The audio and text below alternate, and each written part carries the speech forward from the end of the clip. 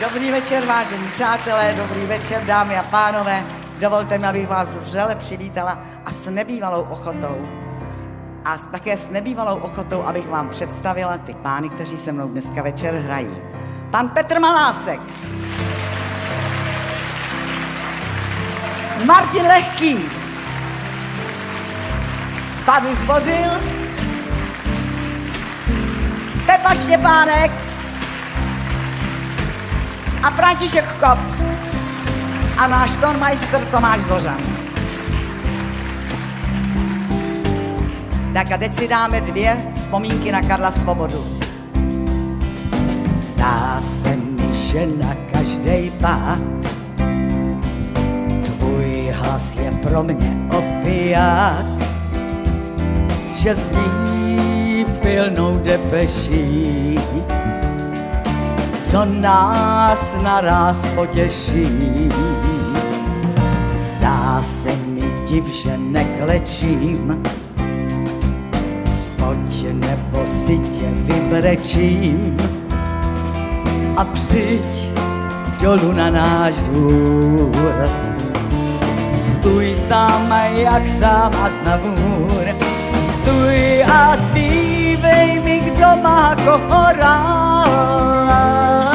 Já tebe jistě, ty mě snad, zpívej mi, abych mohla spát.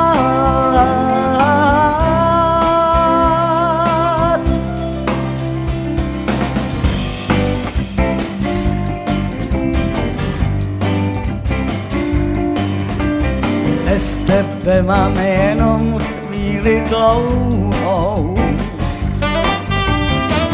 naplněnou spoustou divných snů. Jich starý kostel modlí se mou touhou. A já prosím, nechte zvony znít. Chtěla bych znát píseň hrozně dlouhou,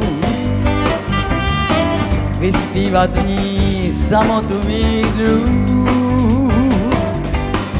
Ty jsi naučil mě polovinu pouhou. A já prosím, nechte zvony znít. Jen zvony ví, co jsi mi vzal. Jen zvony ví, co bude dál.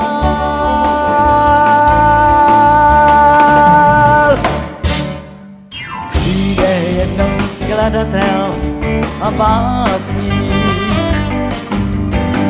který umí 100 divných snů žít.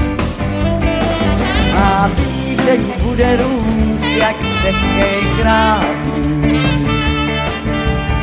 A já prosím, nechte zvony znít. A já prosím, nechte zvony znít. A já prosím, nechte zvony